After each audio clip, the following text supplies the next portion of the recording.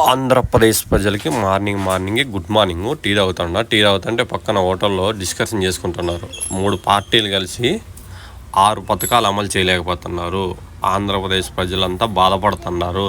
ఎందుకంటే మన YouTube channel వల్ల ఇది ప్రజలందరికీ తెలుసుకోవాల్సినది ఏమంటే, మనకు చంద్రబాబు నాయుడు హామీ ఇచ్చాడు. పథకాలు గ్యాస్ ఫ్రీ అని చెప్పాడు, అమ్మఒడి అని చెప్పాడు, బస్సులు ఫ్రీ అని చెప్పాడు, డాక్రా వాళ్ళకి చెప్పాడు, 45 ఇయర్స్కు పింఛని చెప్పాడు, 18 ఏళ్ళకు దీవెన అని చెప్పాడు. ఇట్లా చెప్పుకుంటూ పోతే చంద్రబాబు నాయుడు అతికి మించిన హామీలు చెప్పాడు.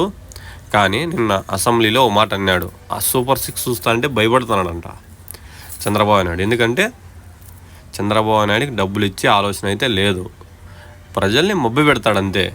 కానీ లోకేష్ కూడా ఇంకోటి చెప్తున్నాడు. లోకేష్ ఏం చెప్తున్నాడు అసెంబ్లీలో, డాక్రా అక్క చెల్లెళ్ళ అమ్మల్ని కూర్చోబెట్టి మనం డిస్కషన్ చేద్దాం, 1 సంవత్సరం తర్వాత అమలు చేస్తా అంటున్నారు. కానీ వీళ్ళు ఎలక్షన్ మూమెంట్లో ఏం చెప్పారు, ఊదరగొట్టారు సోషల్ మీడియాలో. ప్రతి ఒక్కరు మేము అది చేస్తాం, ఇది చేస్తాం, ఆ పథకం ఇస్తాం, ఈ పథకాలు ఇస్తాం, అమ్మఒడి జగన్ ఒకరికే కదా ఇస్తానేది, టోటల్ మొత్తం అందరికీ ఇస్తానని చెప్పారు. ఈరోజు మాట మారుస్తున్నాడు. కానీ చంద్రబాబు నాయుడు వాళ్ళ మామని ఎన్నుపోటు పొడిచినాడు. కానీ నాకు ఈ విషయం ఎందుకంటే బాగా అర్థమైపోయింది.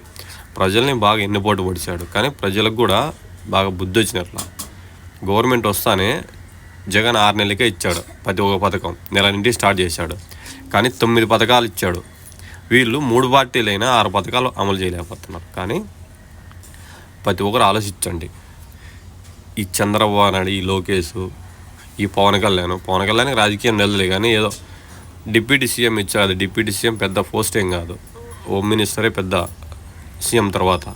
ఏదో ఇచ్చారు, ఆయన అసెంబ్లీలో బాగా హ్యాపీగా నిద్రపోతున్నాడు. కానీ ప్రజాసేవ చేస్తేనే గెలుపు అనేది వస్తుంది.